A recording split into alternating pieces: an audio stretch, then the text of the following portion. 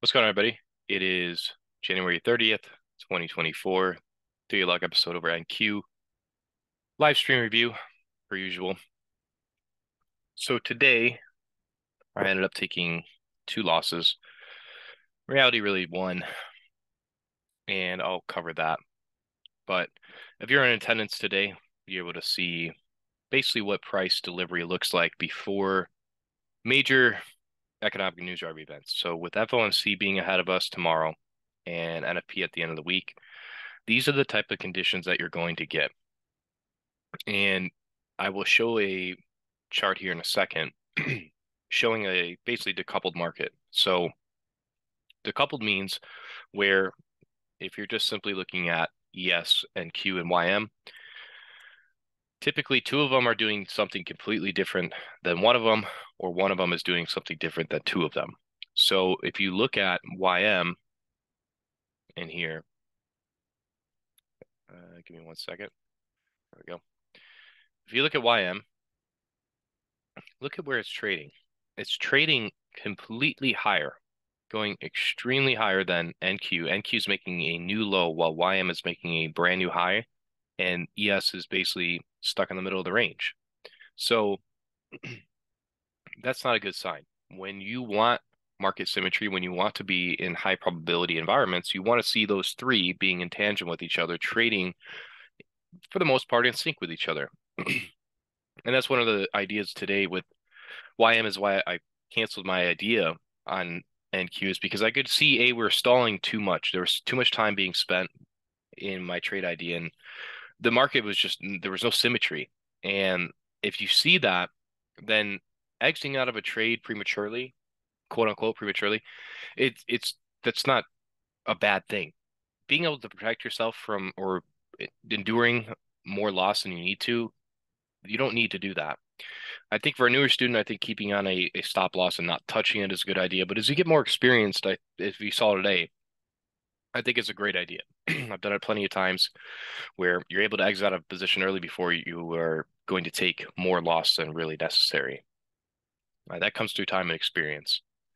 Looking at this week, I have no predictions. I have no expectations. To be honest with you, I want to be done for the week, and we'll see how tomorrow. I'm not going to live stream the AM session. I'm going to live stream the PM session, FOMC. So that's going to be in the afternoon, my time. If I don't find anything tomorrow, excuse me, if I don't find anything tomorrow after FOMC, then I would have to elect to wait till NFP. I'm not going to be trading Thursday. I already know that day is going to be probably sloppy. And if it isn't, I don't care. I'm not going to be trading it. Per my rules, that particularly I wanted to be done Monday and Tuesday, but FOMC could be nice if I can find an opportunity. Same with NFP. It just depends on the conditions. But if we stay in this decoupled market, and this is a lot of manipulation. If you saw the closure of today on NQ and just the price delivery, just nothing was smooth. So I'm very happy with myself. I was able to get out of the market after the AM session. So enough with that. As far as tomorrow, I mean, we have this weekly fair value gap that's resting underneath price. Most likely we're going to trade into that. Do we trade away from that after dipping into it? That's a question to be had. Daily time frame. Look at closure of today. That's a pretty wicked closure, and even the open of today. So we're revisiting this inefficiency there. We may want to dip into that, but just looking at the other indexes, I mean, nothing's really making sense in terms of agreement. So I'm neutral, right? Sometimes you just have to be neutral and stay still for a period of time until something clears up. We have this 4-hour inefficiency beneath price as well. May want to dig into that tomorrow. 1-hour time frame. This inefficiency down here. Take this away. You can see today. I just wasn't anticipating particularly this to play out.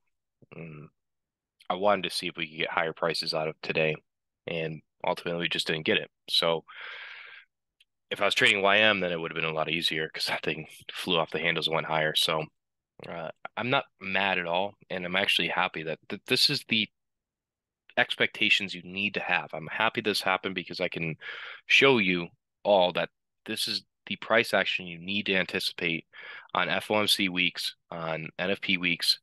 You're not going to be arm wrestling the market. You're not going to be able to get it right majority of the time. And it's why having this expectation, it helps you not push the market when it shouldn't be pushed.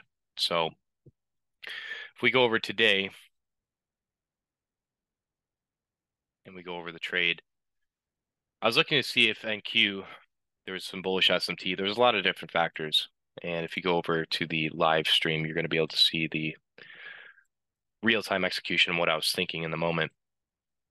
But I was anticipating, if you look at a 5-minute and a 1-minute time frame, I still have some annotations marked up. I'm going to go down to a 1-minute in here, where right from the open, we stayed range bound, and I was waiting for the news event driver to release right at the silver bullet window. So once that released, I was anticipating that this is a 2022 model where you're running out sell stops, and there's some higher time frame inefficiencies in terms of bullish, displacing higher, bullish order block in here. So my entry was in here, displaced higher, and then we're stalling inside of this SIBI. And I was anticipating this to become an inversion, and ultimately we did not. But inside of here, price was spending way too much time. So ICT has talked about this, where you need to annotate and journal the amount of time that you spend in trades and typically how long that is, because you'll find a pattern. Typically, if you're in a onside trade and you're in low resistance liquidity run, it's an easy day. It will snap immediately away from your point of interest, immediately away from your entry, and draw towards the drawn liquidity. You're not going to be spending a lot of time inside of an area of inefficiency, an opposing area. You're not going to be hanging around, chopping. There's conditions like high resistance where it will move in your intended direction, but it will take a long time.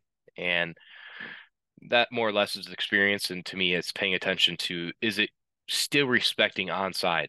And is everything still in symmetry? Is it still moving in sync with each other? If it is, then you can keep the trade on.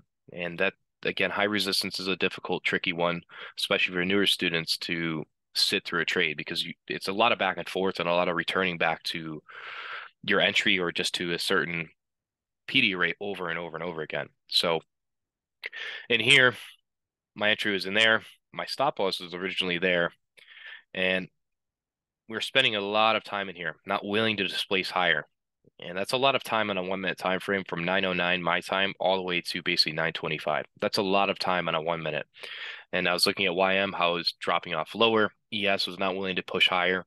So that was like a tell to me, well, I should probably exit my trade, which I exited my trade basically a little bit underneath my entry. So at that point in time, I saw price take out sell side inside of this dealing range and reject it off of this order block again. So in my head, and while I was on live stream, I was saying, well, maybe we may just displace higher, and I was perfectly okay with a re-entry if I just prematurely exit out of a trade. So what I did is, as soon as we displaced higher, I was annotating a few things where we have this inversion here. This was once a SIBI. So that became an inversion as soon as we closed above this high there. Utilize that to send price higher. And this is the only mistake. This is the only misread that I had of today. And I kicked myself after the stream for it, is sometimes with inversions, if I'm a little too antsy on them, I didn't pay attention to the closure necessarily. I should have been waiting for a closure for this to turn into an inversion, but at that point in time, I thought we were going to at least rally towards the buy side. So I re-entered into price in here. I was utilizing this order block here. The inversion I was anticipating we were going to displace higher, utilize it. And even these series of down close candles were your bullish order block as well. So I had a few things in here that I was working off of, particularly this order block, these series of down close candles, which is an order block. You had this inversion, and then even the bigger inversion I was anticipating. So ultimately, I got stopped out on that position. And at that point in time, I knew I was completely wrong, and there was no reason for me to chase price, do anything else. If it wasn't willing to displace higher today, then I was going to sit still because I was not looking for lower prices overall. And I'm very happy with the performance. Even though it was a loss, you need to congratulate yourself and cheerlead yourself when you don't overtrade. You don't go back into the market. You don't overtrade, and you followed your system. You did what your system told you to do. And that's the only thing you can ask of yourself. And I talked about this in live stream. The only thing that you can control is yourself and how much risk and exposure you put yourself into the market. So I would have got everything else wrong today. If I tried to trade this and I tried to push myself inside of those conditions, I would have got it all completely wrong. I guarantee you I would have taken plenty more losses than here. I don't know if I would have shorted in here. I probably wouldn't have. Probably would have kept pushing long. Would have been stopped out, try to keep catching longs, try to get in shorts. So that's where my experience is telling me with FOMC, NFP sitting ahead of us, I need to sit still and do nothing because I'm most likely going to get it wrong. And that's what experience and wisdom teaches you, is to sit still, do nothing. So note to self for next time when I have FOMC and NFP stacked on top of each other, I'm probably only going to elect to trade Monday, and I'm not going to trade that Tuesday. So note to self in here, just don't do that. Wait for FOMC, the afternoon release, and then we'll see where price goes. So as far as everything else, I'm going to look at dollar index just so you guys are looking at it for tomorrow. Still range bound, doing nothing. And I've gotten plenty of comments today over dollar index and what I think, and I don't have an opinion on it. We may want to gravitate higher in here tomorrow, but anything could happen with FOMC. It's manual intervention. This thing could wick up and then spike right down, vice versa. So I don't have any expectations. I'm going to wait the first 30 minutes. You wait that first 30 minutes after FOMC, and then once that half-hour mark hits, then that's when you can start hunting for an opportunity. And I hope to showcase that tomorrow because FOMC can be really fun if the conditions are ripe and the things are aligning. So hope you guys enjoyed this one today. Not too much, honestly, in here in terms of gems, but just a recap. I will see you guys tomorrow for the PM session live stream. If you guys can't make it, of course, it's going to be recorded. So until tomorrow, good luck and good trading, everybody. Be safe.